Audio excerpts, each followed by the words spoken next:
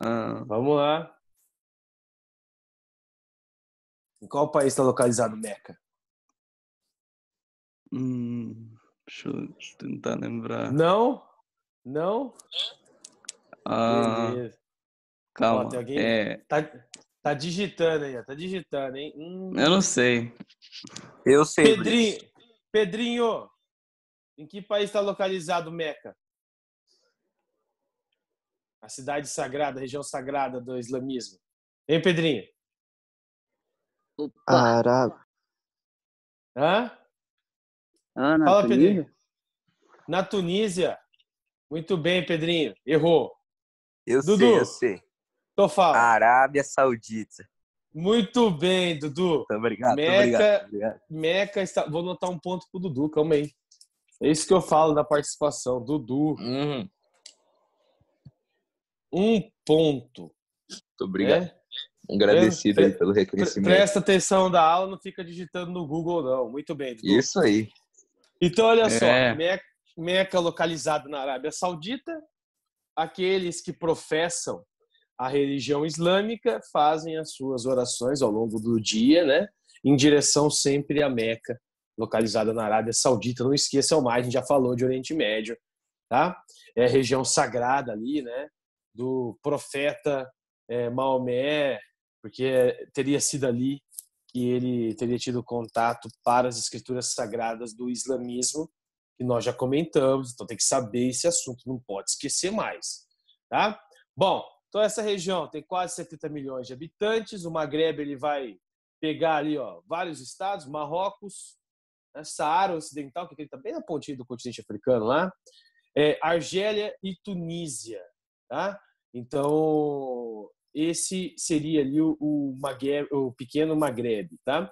E tem o grande Maghreb também, que aí acaba incluindo a Mauritânia e a Líbia, que expande um pouquinho mais essa região. Se você, mas não consigo visualizar mesmo assim. Olha aqui. Essa, então, seria a região do Maghreb, né? Nesse mapinha mostra. São os países que estão ao norte ali. Tá? Países que professam aí, principalmente a religião muçulmana, tá? Essa é a região do Maghreb. Beleza? Então tá pegando, ó, Saara Ocidental, Mauritânia, pega Argélia, Marrocos, Tunísia, Líbia, tá? Esses são os países que estão inseridos nessa região.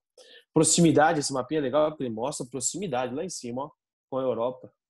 O que separa o continente africano da Europa, Mar Mediterrâneo, aqui ao norte, vocês estão acompanhando aí, né?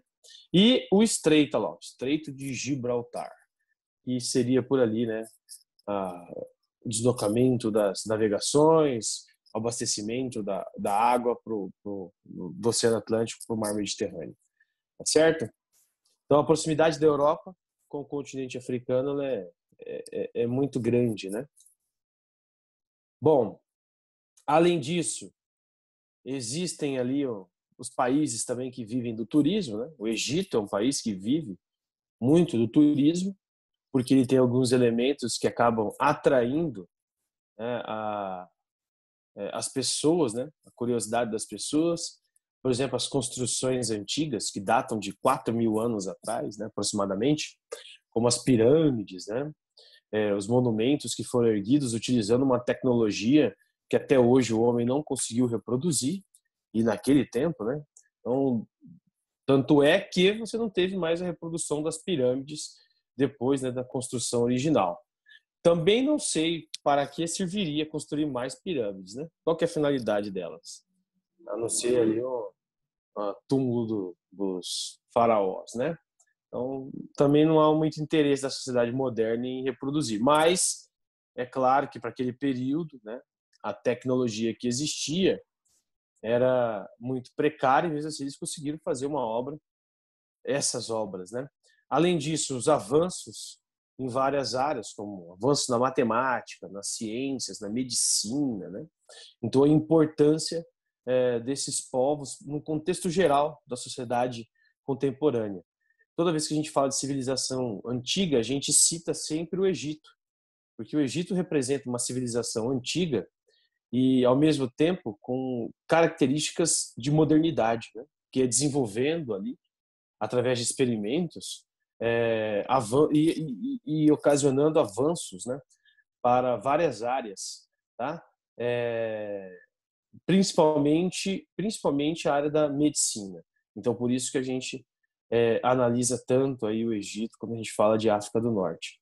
A agricultura também, né? É uma sociedade, uma civilização que vai surgir às margens do Rio Nilo e logo aprende que para abastecer o solo é necessário fazer um sistema de captação de água para essa produtividade, para essa produção, para a área agrícola ter ali produtividade, melhor dizendo, né? Então cria um sistema de irrigação, isso é algo fantástico para uma sociedade que surge há mais de 4.000 anos atrás, né? Aqui algumas imagens ainda. O Egito não vive só do turismo, eu já comentei isso com vocês. Os países do norte do continente africano, eles extraem muitos recursos naturais, né? Principalmente petróleo nessa região aí, xisto, tá? Então, eles têm ali combustíveis fósseis. O Sahel, que eu comento tanto com vocês dizem, pô, o que é Sahel? Sahel significa ali margem ou borda do deserto. Que deserto? Deserto do Saara. Tá? Então, essa é a região aí do Sahel africano, tá? Que está próximo ali ao Saara e que também faz fronteira com a floresta equatorial do continente africano. E é por isso que a gente fala que o deserto ele tem avançado, ele tem crescido, né, o deserto do Saara. Porque o desmatamento também nessa região, essa região da floresta equatorial, ele também tem crescido. Então, conforme o desmatamento cresce através da agricultura itinerante, o Sahel também ele se expande, né? O Sahel seria uma região de semiárido, certo? Então você tem ali o árido, que é o deserto do Saara, né? Característica, escassez de chuva, não chove nunca no deserto do Saara.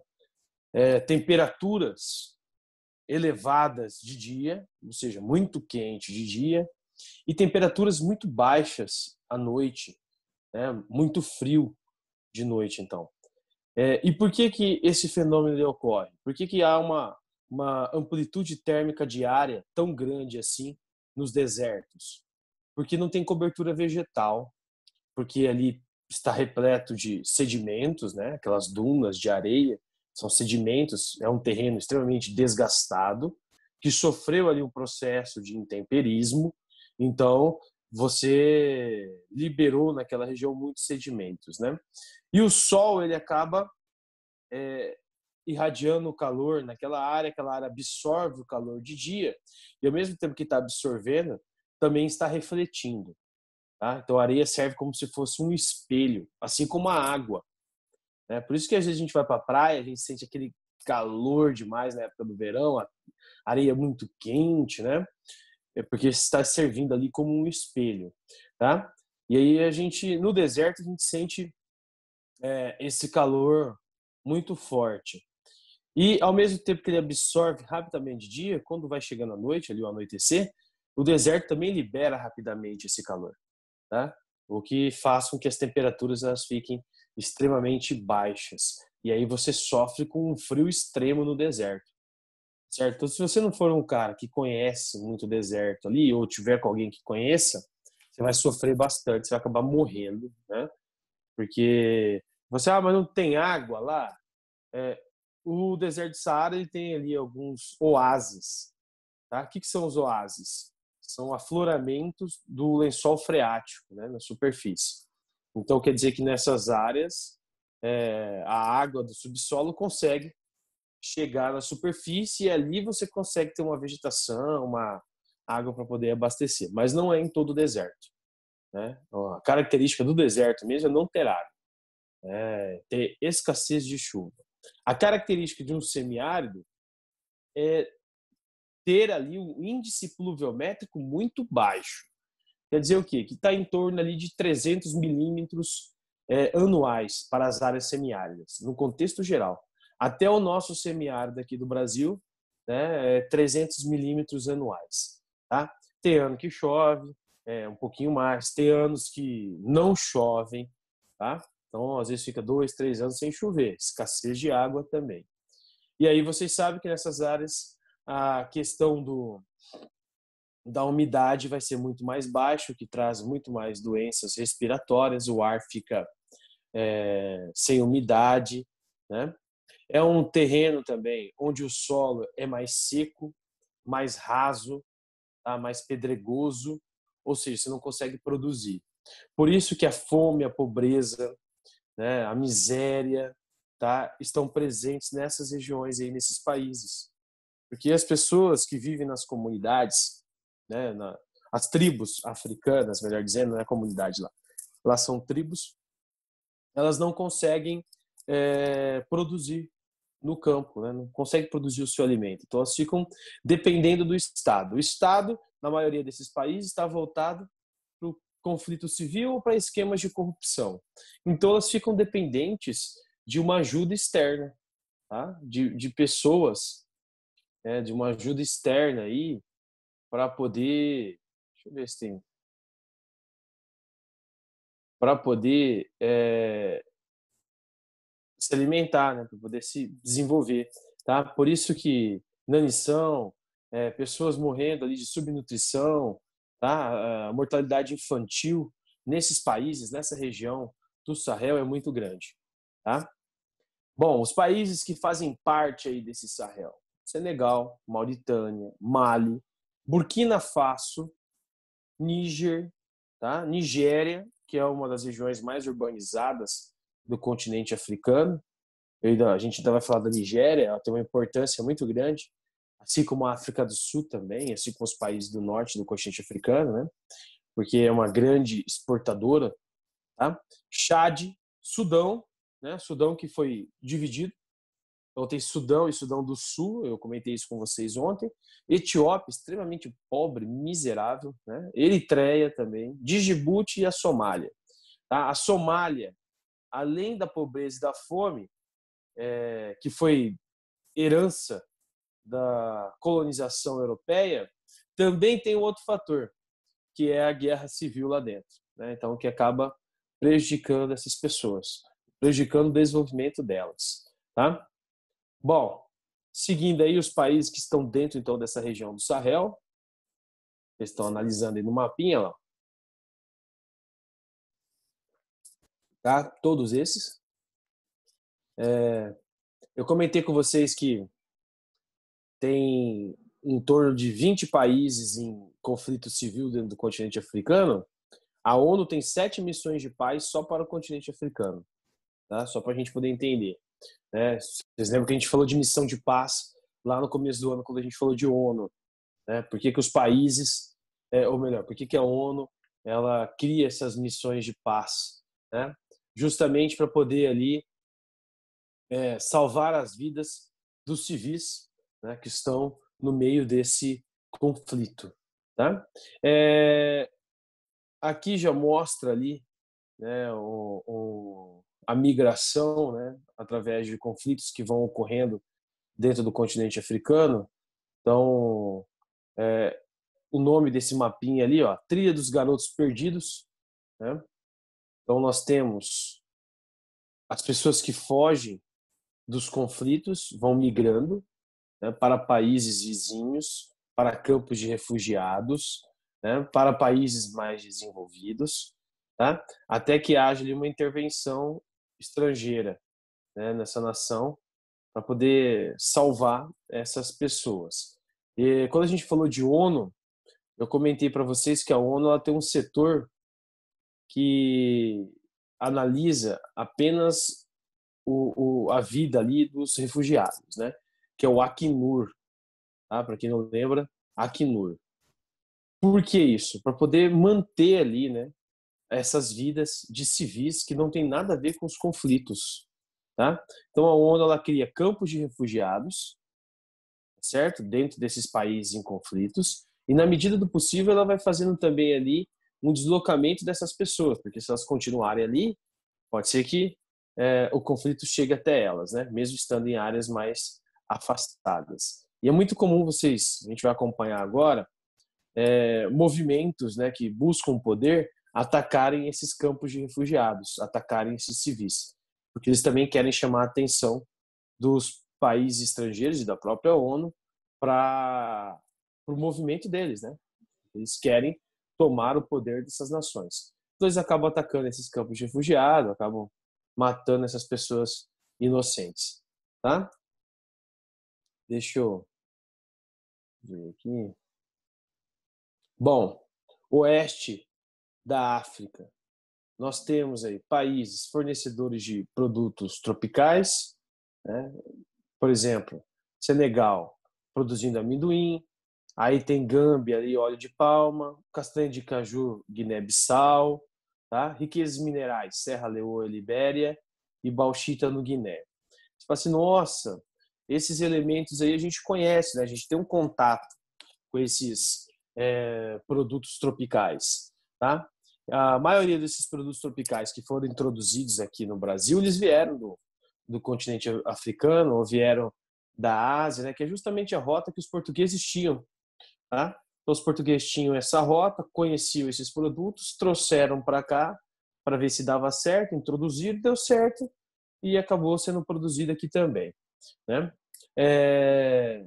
Uma atenção ali muito grande, ó, para diamantes na Serra Leoa e na Libéria. Acabamos de ver que Serra Leoa e Libéria são países com IDH extremamente baixos, né? Pobreza extrema da população. Mas no subsolo tem muitos recursos naturais e recursos que agregam um valor muito alto, que é o que eu tenho dito para vocês. Por mais que a gente analise o continente africano e fale assim, a África é extremamente pobre, né? A população é extremamente pobre, miserável, as pessoas morrem de fome, desnutridas, né? Sem alimentos, tá? A qualidade de vida é extremamente baixa, né? A taxa de analfabetismo é extremamente alta. É um continente extremamente rico. Se não fosse rico em recursos naturais, não teria ocorrido a Conferência de Berlim em 1884, né, no final do século XIX. Tá? E os países europeus não teriam brigado em 2 guerras por esses territórios, só saindo depois da Segunda Guerra Mundial, e mesmo assim deixando as suas empresas para poder explorar. É isso que eu quero que vocês lembrem. Ao mesmo tempo que a população é extremamente pobre, o subsolo, o terreno do continente africano é extremamente rico em recursos naturais. Então, o que há ali? Há uma má distribuição de riqueza, né? Certo? Há uma concentração de riqueza e de poder por uma minoria que estão ali no poder desses países, mantidas pelas potências europeias.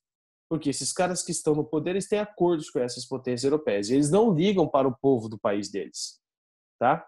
Eles não estão nem aí para esse povo do país deles. Então, o que eles querem é continuar explorando o território sem dividir essas riquezas. Essas riquezas ficam concentradas na mão ali de uma galerinha, né, de uma minoria, tá? E a grande maioria da população fica sem ter ali as condições necessárias, né? É muito parecido com o que nós falamos quando analisamos o Oriente Médio. Sabemos que o Oriente Médio está numa região de bacia de petróleo, rico em petróleo, mas a maioria da população do Oriente Médio é pobre. Quem que é rico no Oriente Médio? Sheik e príncipes. Por quê? Porque são eles que controlam a exploração de petróleo naquele continente, tá? A maioria da população não tem acesso a essa riqueza. Essa riqueza pertence a essa minoria. A maioria é camponês, é pastor, né, de ovelhas lá no Oriente Médio, tá? A mesma coisa vai ocorrer no continente africano. Quem está no poder detém ali riqueza, tá? Porque se mantém através das guerras, né? Então esses aí possuem riquezas, e a maioria da população não tem riqueza nenhuma, né? Pobreza extrema, miséria extrema. Se você assistir aí, tem alguns canais da TV fechada que fazem ali as propagandas, né, para ajudar a arrecadação de ONGs, né, ou de trabalhos voluntários como Médicos Sem Fronteira. Vocês vão ver as imagens dessas pessoas trabalhando no continente africano com essas pessoas, tá? Então, as pessoas lá no continente africano totalmente desnutridas, não se alimentam, né? Não têm saúde, tá? E os serviços não existem para essas pessoas lá dentro do continente africano, porque os governantes estão pensando nos conflitos civis para poder se manter ali no poder. Serra Leoa, estou falando um pouquinho mais dela. Tá? País que está com a guerra civil, né? Desde lá de 91, tá? Tem uma frente, ó, vocês vão ver muito esses nomes agora, movimentos e frentes revolucionárias, tá? Que buscam ali alcançar o poder do país. Teve um acordo de paz em 2001, através da ONU, né? A ONU atuou ali dentro de Serra Leoa para poder diminuir o conflito, tá? Mas por mais que esse acordo de paz tenha sido traçado ali, né, entre os lados, entre os governo e a frente revolucionária, eles ainda acontecem, tá? Então, Serra Leoa criou uma grande quantidade de refugiados, certo? Lembra que quando a gente falou de imigrantes, eu disse para vocês, refugiados são uma categoria especial de imigrantes. Beleza? Eles não precisam de visto, porque eles são refugiados. Se o país não aceitá-los, eles acabam morrendo, tá? Então a gente tem vários pontos do planeta em que existem refugiados. Muita gente confunde os imigrantes que vêm da Venezuela para o Brasil com refugiados. Eles não são, porque ainda não existe uma guerra civil dentro da Venezuela, né? Existe lá uma crise econômica, política, tá? Mas guerra civil ainda não tem, né? Então tem que ter conflito, tem que ter ali o Estado contra uma guerrilha, né? Os civis no meio para que a gente possa ter ali refugiados, tá? Então você tem 410 mil pessoas aproximadamente vivendo em países vizinhos como refugiados e 2 milhões que estão deslocados dentro do próprio país. Então, sem o controle do Estado, fugindo justamente desse conflito, né? A economia, olha a economia de Serra Leoa: diamante, ouro, aço, né? 3 minérios ou 2 minérios ali, principalmente preciosos, que recebe esse termo precioso porque tem um valor agregado muito alto, né? Então tem um poder de consumo, mercado consumidor muito alto também. E mesmo assim a gente está falando que a população de Serra Leoa é extremamente pobre, miserável, né? Direitos humanos: os civis são atacados por rebeldes, né, com o objetivo de criar clima e terror. A gente já falou de terrorismo esse ano também. Essas guerrilhas, elas atacam por quê? Para chamar a atenção. É uma forma de chamar a atenção do Estado em que elas estão atacando e também das forças internacionais, né, de países internacionais, de chamar a atenção da ONU, né, e também para atrair ali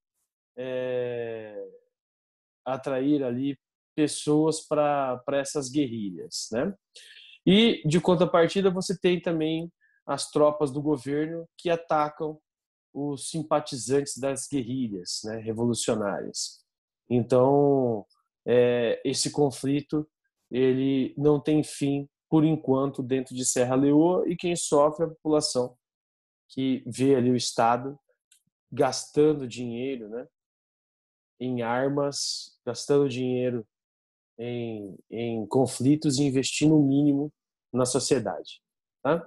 Bom, ali você tem, ó, garimpeiros, as crianças, né, que são cooptadas pelas guerrilhas desde pequeno para poder servir as guerrilhas. Nós temos ali a infraestrutura escolar também, né, de Serra Leoa. Essas pessoas mutiladas aí pelos conflitos, tá? Isso é uma característica dessas áreas do continente africano onde existe guerra civil. Nigéria, falando um pouquinho agora da Nigéria também, eu falei para vocês, é a região mais urbanizada aí do continente africano, tem uma grande densidade demográfica. Para quem não lembra o que é densidade demográfica, população por quilômetro quadrado né, vivendo aí dentro desse território. Dá uma olhada nessa imagem lá da Nigéria. Parece até um pouquinho a Índia, né? Mas esse aí é a Nigéria, tá? País mais populoso da África, por isso que é importante a gente falar dele. Área de instabilidade política com influência dos países vizinhos dentro do território, né? Tem ali muitos recursos naturais, principalmente o petróleo, a principal atividade econômica desse país, mas não é nacionalizado, tá? O que quer dizer nacionalizado? Não é estatizado, ou seja, não pertence ao Estado. Tem um monte de empresas estrangeiras extraindo esse recurso natural. Quando nós temos empresas estrangeiras extraindo recurso natural, significa que a grande maioria do capital arrecadado da extração desses produtos fica nesses países desenvolvidos, dessas empresas, certo? E uma menor parcela que fica com um país subdesenvolvido, no caso a Nigéria. O Brasil passa por isso hoje na extração do pré-sal, né, porque nós temos várias empresas estrangeiras extraindo esse recurso natural aqui do nosso litoral, tá? Significa que eles estão tendo um maior fluxo de capital, porque se não fosse assim, eles nem viriam. É assim que funcionam as empresas, né? Se não tivesse ali um lucro maior, eles nem viriam, tá certo? Bom, outro ponto importante ali, o rio Níger, né, que passa aí por essa região. Por que é importante a gente falar de rio? Porque lá no comecinho, quando eu falei de continente africano com vocês, eu disse que os rios do continente africano eles são escassos e mal distribuídos. Então, você tem um território que o rio passa por ele, já atrai uma grande demanda da população também, né? Porque esse rio ele serve de abastecimento para as cidades, para as lavouras, beleza? Então, em outras regiões que você não tem um rio ali, são regiões que as chuvas são mais escassas, né? Mais difícil você ter acesso à água, tá? Então, o rio Níger, o rio Nilo, são os rios principais dentro do continente africano, tá? Grupos étnicos no país, mais de 250 grupos étnicos. Isso é muito comum dentro do continente africano, um país ter muitas etnias. E isso é um dos fatores também dos conflitos civis atuais. Porque o europeu, quando chegou nessas regiões e criou lá as chamadas fronteiras artificiais, que é a delimitação ali entre os estados, né, independentes, ou seja, os países, ele não quis entender a composição étnica daquela região, né? Ou seja, as etnias, por exemplo, que eram inimigas uma da outra. Ele só via os africanos como mão de obra escrava, né? Então ele não queria saber se aquela etnia gostava uma da outra ou não. Ele pegava e misturava todo mundo e colocava todo mundo para trabalhar com mão de obra forçada. Foi isso que o europeu fez. E quando ele sai ao final da Segunda Guerra Mundial, sem estabelecer ali corretamente a fronteira, o que acaba acontecendo? Essas etnias, que eram historicamente inimigas, começam a brigar pelo poder, né, dos países. Tá? E isso vai passando, né, ao longo dos anos. Então, desde 45 até chegar nos dias atuais, essas etnias continuam inimigas. Tá? E fica ali uma lutando contra a outra, né, para ver qual vai ser a extinta primeiro. Né? Então, essa é a ideia conflitante. A diferença é que eles pegaram essas etnias que estavam mais distantes e colocaram mais próximas. Né? E depois, o próprio continente africano absorve a ideia de estados independentes. Então, copiam isso da Europa. E aí, já que você tem um estado independente, você tem que ter um governo. Né? E é claro que as etnias são inimigas, elas vão buscar ali o poder, buscar ali ser governo. Né? Então, por isso, esses longos conflitos dentro do continente africano. É óbvio que a culpa maior é, sim, do europeu. Né? Primeiro, por ter colonizado, explorado, e depois por não ter estabelecido ali uma divisão, um governo correto, né? Um governo para as pessoas, principalmente para os civis, né? Um governo mais democrático, melhor dizendo, né? Bom, os 4 maiores grupos aí da Nigéria. Alças Fulanis, tá? No norte. Aí tem lá, ó, Yorubás, tá? No sudoeste, e os Ibós no sudeste. Esses são os 4 grupos principais, de 250 etnias que lá existem, né? Só no continente africano tem mais de 2.000 línguas sendo faladas. Então, assim, nossa, 2.000 línguas sendo faladas, e você tem muitas etnias, né, que estão espalhadas por todo o continente africano. É uma civilização, são civilizações muito antigas, né? A própria história do surgimento do homem data do continente africano, depois da sua migração, né, para outras regiões. Então, nós estamos falando de etnias antigas, né, grupos étnicos muito antigos, tá? Esses aqui até que estão mais modernos, né? Estão mais modernos, ó. Ray-Ban, relojão, né? Que estão mais no estilo, tá? Bom, aí tem uma divisão, né, dessas principais tribos dentro ali do território da Nigéria. Já encaminhando aí para a gente poder abrir para discussão os conflitos do continente africano que a gente tem citado, né? Bom, um dos principais motivos, disputas territoriais, né? Disputa pelo território, tá? Grupos étnicos diferentes que brigam ali pelo poder desses territórios. Disputa entre territórios vizinhos também é muito comum, principalmente quando se trata de recursos naturais que um país tem e o outro não tem, para poder dominar ali aquela área, para poder vender, fazer dinheiro, né? Então há um interesse capitalista entre os chefes de estados dentro do continente africano também, que acaba atrapalhando o desenvolvimento deles, né? Então essas disputas territoriais, tem os golpes de estados, tá? Quem é que dá esses golpes de estados aí? Os líderes, né? As guerrilhas, os movimentos que vão surgindo.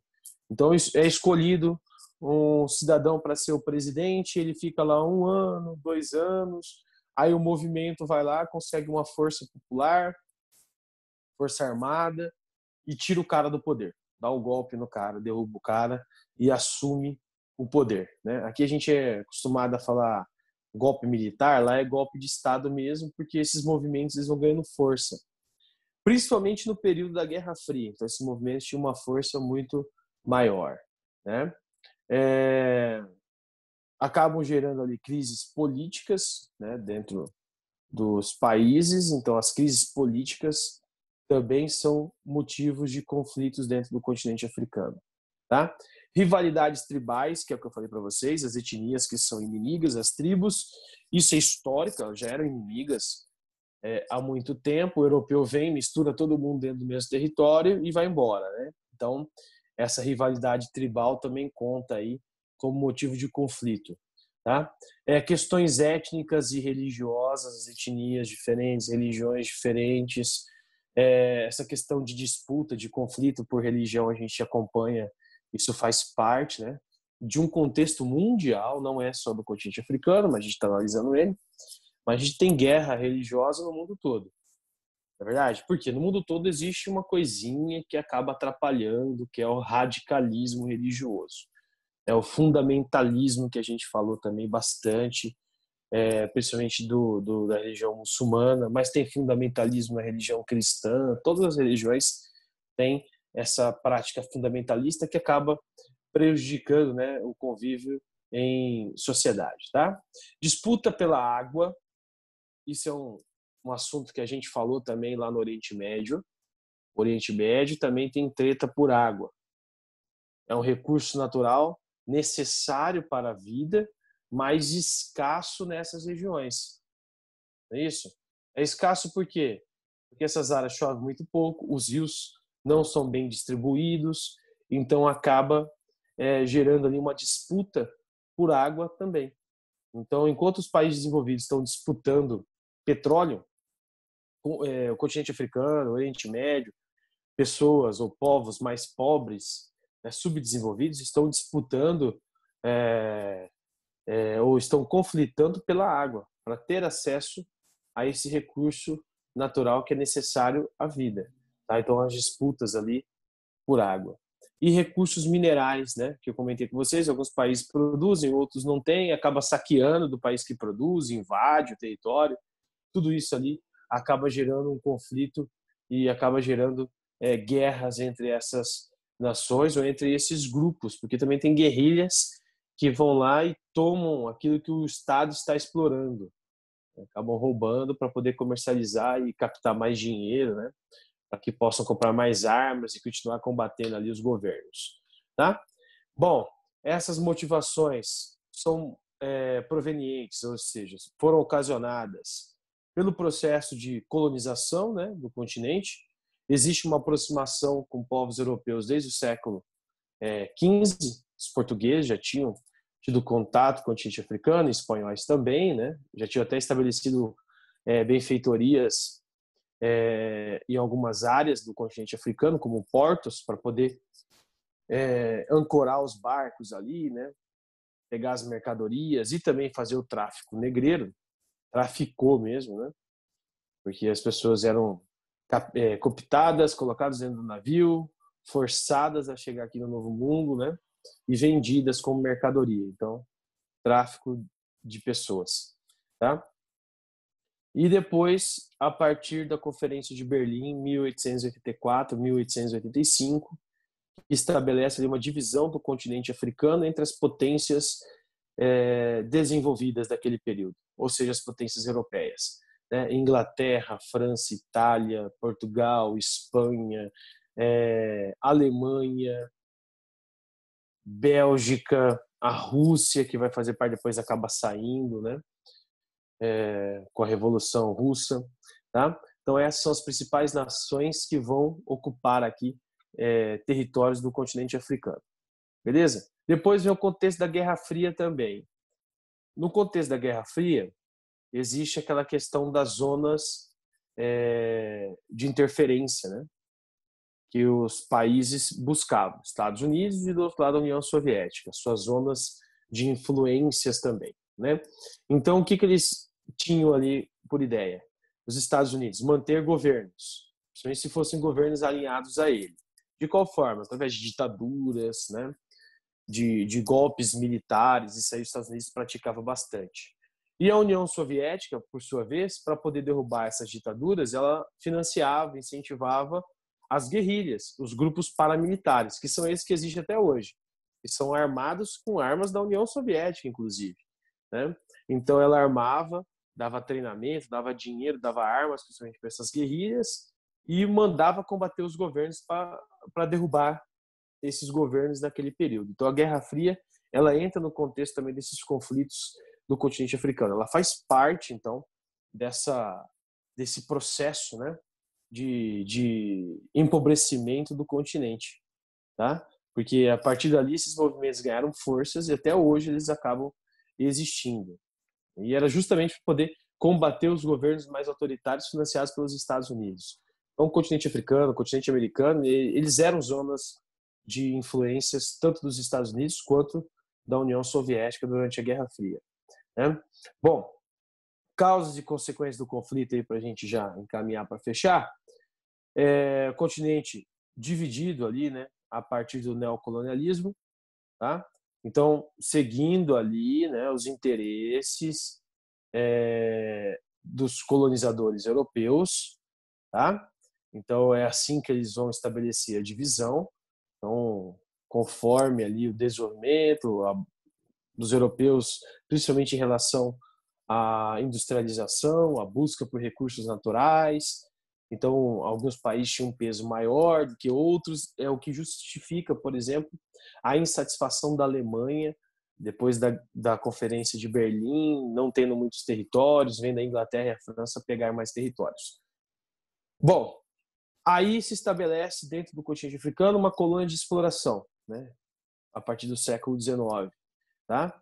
Onde você explorava não só o território, mas também o povo. É claro que isso vai criar ali uma insatisfação.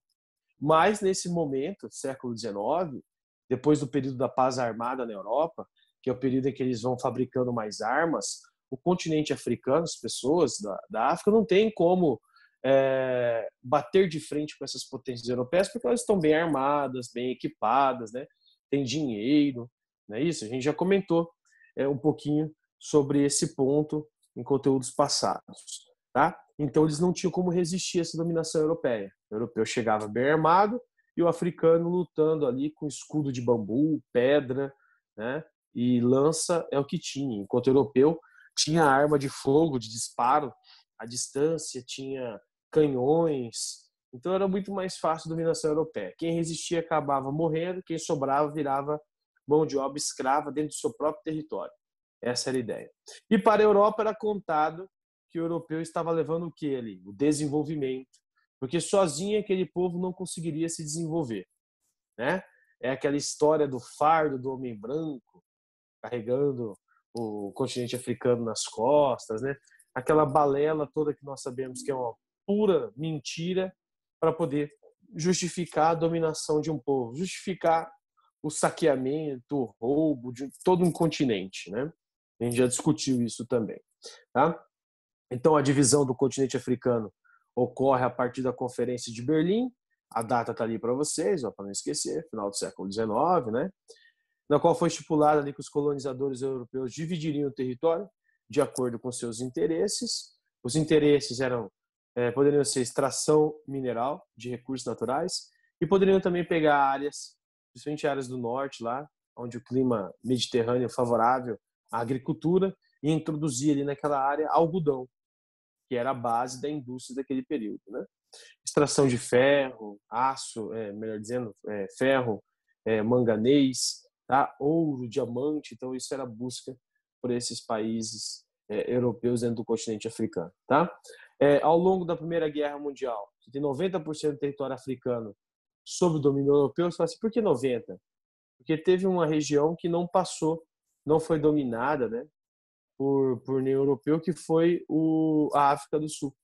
Tá? A África do Sul nunca não fez parte do processo neocolonialista. E aí você fala assim, mas por que a África do Sul foi excluída desse processo da Conferência de Berlim? Porque ela já era colonizada por franceses e holandeses e depois por ingleses, né? Que formavam ali os boeres ingleses e as etnias africanas. Então não houve a necessidade de você pegar a África do Sul para fazer parte da partilha, porque ela já estava partilhada, né? Já estava dividida entre algumas potências europeias naquela área, tá? Bom, o fracionamento do continente africano é uma das causas da fragilidade aí dos estados, né? Principalmente dos líderes, tá? Os conflitos, eles vão ocorrer ali, geralmente, em 3 níveis. Os 3 níveis eu coloquei para vocês aí. Local, grupos, né? E pequenas comunidades nativas. Então, conflitos tribais, né? Entre as etnias, tá? Por interesses distintos, poder, né? Ou dominar uma área dentro de um estado, né? Dentro de um território, tá? Nacional, esse nacional ali, envolvendo grupos armados e o poder central, ou seja, você tem movimentos, guerrilhas contra o governo, né? O poder do governo, tá? E regional, então você tem ali ligado, deixa eu só ver aqui, mandaram alguma coisa? Não. Aí você tem ali, então, dentro desse regional, relações, né? Um estado brigando com outro estado, disputando ali, né? Dentro da questão da fronteira, né? Recursos naturais, tá? Por exemplo, o Sudão, né? Que havia uma tentativa de separação, então era um conflito regional, e esse movimento de separação acaba conseguindo, a partir de 2013, o Sudão se separa, cria-se ali o Sudão do Sul, né? Outras causas dos conflitos africanos: Guerra Fria, disputa por terras, recursos minerais, né? Crises políticas, divergências étnico-religiosas. Se tiver alguma pergunta dessa numa provinha ou no exercício, você já sabe os motivos principais, tá? Então, disputa de território, disputa de recursos naturais, né? Divergências políticas. Professor, Pode falar. A Clara caiu da aula e tem que aceitar ela de novo. Mas não chegou o convite aqui ainda. Ah, chegou agora. Já aceitei. Fala pra ela. Vamos ver. Beleza, Clarinha. Tá de volta. Vamos lá. Obrigada. De nada, minha querida. Então, pra gente fechar, tá? Essa parte dos conflitos, nós temos ali, ó, as principais consequências desses conflitos, né? Diversidades étnicas e religiosas, isso acaba sendo mais fortalecido, né, com os conflitos. As pessoas acabam até se odiando mais dentro desses países, né? E aí você tem ali também um resultado que é o aumento, né, da pobreza, tá? O empobrecimento maior das populações, né? As crises humanitárias que vão sendo estabelecidas dentro desses países, crises econômicas também, né? Milhares de pessoas que vão morrendo, né? Milhares de pessoas que vão migrando para outros países, seja para países mais desenvolvidos do continente africano, ou seja, para a Europa, né? Eles vão buscando ali uma qualidade de vida, que é a básica, né? Eles vão buscando, nem qualidade de vida, eles vão buscando manter a sua vida, porque se eles ficarem nesses territórios, vão acabar morrendo, tá? Então esses conflitos, eles são extremamente danosos ali para essas populações africanas, uma vez que nós trabalhamos com a ideia de que essas populações elas precisam se desenvolver, né? Elas precisam melhorar ali os seus IDHs, precisam melhorar ali a condição da população, né? Precisa melhorar ali esse critério de pobreza, né? Precisam melhorar ali a condição de serviços básicos a essas pessoas, né? Como saúde, educação, tá? Emprego, né? Alimentação, tá? Quando a gente fala, por exemplo, de globalização, que é um momento que a gente está vendo bastante agora, que é o uso de tecnologias, né? Acesso aí a recursos tecnológicos, podendo ter essa aula à distância, isso nem passa numa discussão dentro do continente africano.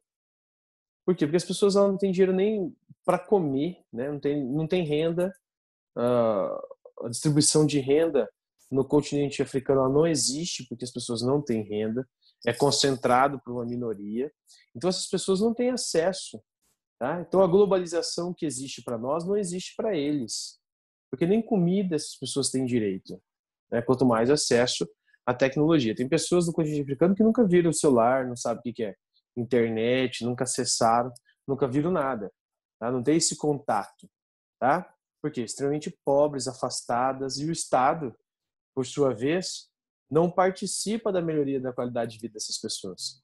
Acabam abandonando elas, né? O que acaba aumentando essa desigualdade, não só no continente, mas a desigualdade em relação a outros continentes.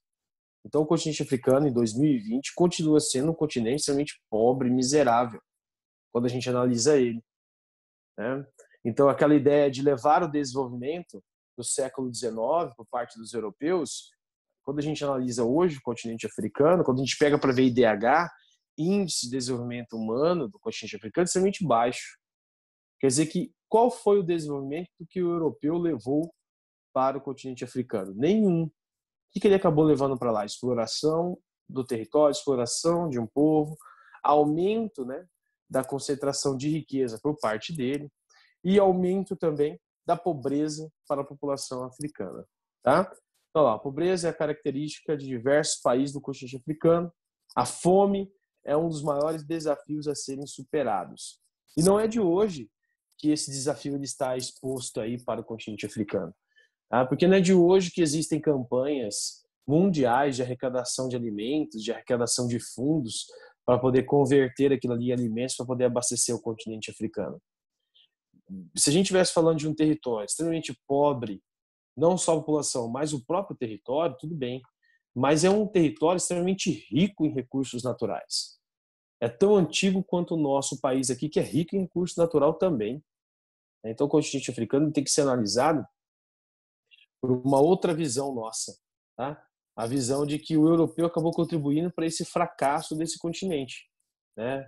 Acabou contribuindo para que o continente africano não se desenvolvesse, né? Ficasse parado no tempo e, de certa forma, o não desenvolvimento do continente africano é ruim para a gente que analisa, né, dessa forma e vê que essas pessoas estão morrendo de fome, mas é bom para essas potências europeias, é bom para os Estados Unidos e para a China, tá certo? Porque quanto mais pobre esse país for, eles vão mandar a sua empresa lá, as pessoas vão aceitar ganhar qualquer coisinha, tá? Porque qualquer coisinha é melhor que nada. Então, o subdesenvolvimento, a pobreza, acaba sendo bom para esses países que exploram mais, tá? Então, eles vão continuar mandando as suas empresas e vai continuar dando certo a exploração do território. Porque as pessoas estão muito mais preocupadas em poder comer do que preocupadas em saber o que eles estão retirando do solo ali, se aquilo ali tem valor ou não. Tranquilo? Bom, deixa eu ver se tem mais uma coisinha aqui pra gente falar. Não, a gente para aqui mesmo. Alguém quer fazer alguma pergunta, gente?